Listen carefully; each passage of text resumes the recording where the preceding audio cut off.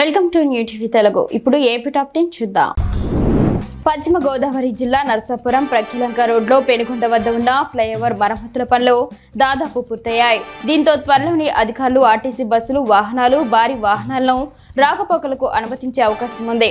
3 నెలలుగా పెనుకొండ ప్రయాణికులకు బస్సు సౌకర్యం లేక నానా ఇబ్బందులు పడ్డామని ప్రయాణికులు, ప్రజలు తెలుపుతున్నారు. త్వరలోనే బస్సులకు అనుమతి ఇవ్వనున్నారు. అనంతపురంలో అఖిల భారతీయ బ్రాహ్మణ మహాసంఘం మొదటి జిల్లా కార్యవర్గ కమిటీ సమావేశాన్ని ఘనంగా నిర్వహించారు. ఈ సందర్భంగా జిల్లా అధ్యక్షులు ఉంతకల్ వంశీకృష్ణ మాట్లాడుతూ సమావేశంలో కార్యవర్గ సభ్యులకు నియామక పత్రాలతో పాటు ఐడి కార్డులను అందజేశామన్నారు. అలాగే మొదటి సమావేశాన్ని విజయవంతం చేసిన సభ్యులందరికీ ధన్యవాదాలు తెలియజేస్తున్నామన్నారు. ఈ కార్యక్రమంలో యాదవల్లి సుబ్రహ్మణ్య శర్మ, బిందు పాల్గొన్నారు. ఆచంట నియోజకవర్గంలో ఏకైక పెద్ద పార్క్ అయిన పెనుగొండలోని కలిదిండి సూర్యనారాయణరాజు శ్రీమతి అన్నపూర్ణమ్మ పార్క్ గేటు ముందు 2 రోజులుగా కురుస్తున్న వర్షాలకు భారీగా వర్షపు నీరు నిలిచిపోవడంతో పార్కుకు వచ్చే సందర్శకులు, వాహనదారులు తీవ్ర ఇబ్బందులకు గురి అవుతున్నామని తెలుపుతున్నారు. ప్రతి వర్షాకాలంలో ఇదే పరిస్థితి అని వారు అంటున్నారు. పంచాయతీ పార్కు గేటు ముందు వర్షపు నీరు నిల్వ లేకుండా చర్యలు చేపట్టడం లేదని వారు వాపోతున్నారు.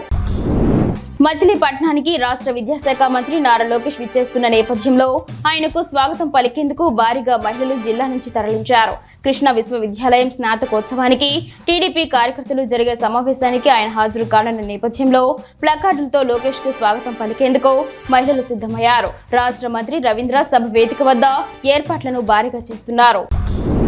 గత 2 రోజులుగా కురుస్తున్న భారీ వర్షాల వల్ల గ్రామీణ ప్రాంతాల్లో రహదారులు పూర్తిగా వృధమయమయ్యాయి. ముఖ్యంగా లావేరు మండలం గురుగుబిల్లి నుంచి బొట్టుపాలెం మీదుగా చిన్న కొత్త కోట, ఇజ్జాడపాలెం వెళ్లే మార్గాలు దుర్గమయ్యాయి. ప్రజలు రాకపోకల్లో ఇబ్బందులు పడుతున్నారు. గ్రామాల్లో రోడ్లు, కాలువలు త్వరగా నిర్మించాలని ప్రజలు కోరుతున్నారు. కుప్పం మున్సిపాలిటీకి సంబంధించిన డంపింగ్ యార్డ్ ను కమిషనర్ శ్రీనివాసరావు పరిశీలించారు. డంపింగ్ యార్డ్ లో చెత్త శుద్ధి చేసే విధానాన్ని పరిశీలించి త్వరితగతిన పూర్తి చేయాలని కాంట్రాక్టర్ కు సూచించారు. జూలై 15వ తేదీలోపు పనులను పూర్తి చేయాలని ఆయన పేర్కొన్నారు.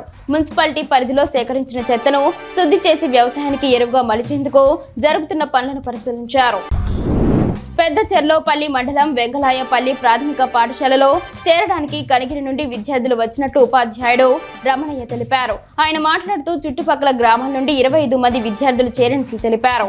ఈ పాఠశాలలో ప్రతిరోజు సాయంకాలం 5 గంటల వరకు స్టడీ అవర్స్ నిర్వహించడం వల్లనే చుట్టుపక్కల గ్రామాల నుండి కూడా విద్యార్థులను చేర్చిస్తున్నట్లు విద్యార్థుల తల్లిదండ్రులు చెబుతున్నారు.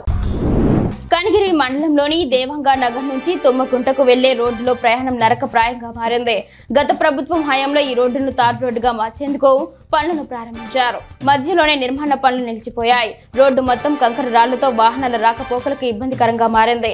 దీంతో ప్రజలు ఈ రోడ్డులో ప్రయాణించడానికి భయపడుతున్నారు.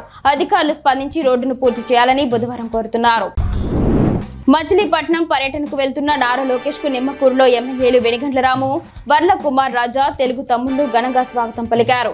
ఎన్టీఆర్ స్వగృహం నిమ్మకూరులో ఎమ్మెల్యే వర్ల కుమార్ రాజాతో కలిసి పుష్పగుచ్చాలు అందిస్తూ లోకేష్ కు ఘన స్వాగతం పలికి గజమాలలతో సత్కరించారు. అందరూ బాగున్నారా అంటూ నిమ్మకూరు గ్రామస్తులు, టీడీపీ శ్రేణులను లోకేష్ కుశల ప్రశ్నలు అడిగారు. రాజంపేట నియోజకవర్గం కూచివారిపల్లి గ్రామ పంచాయతీ కటారువారిపల్లిలో ఎన్నో సంవత్సరాలుగా త్రాగునీటి కోసం ఎదురు చూస్తున్న గ్రామస్తుల ఆశ కూటమి ప్రభుత్వంలో నెరవేరింది. Rajampet TDP parliament incharge Chamarthi Jaganmohan Raju నేతృత్వంలో త్రాగునీటి బోర్ డ్రిల్లింగ్ చేపట్టగా పుష్కలంగా నీరు రావడంతో గ్రామస్తులు ఆనందంతో కృతజ్ఞతలు తెలిపారు.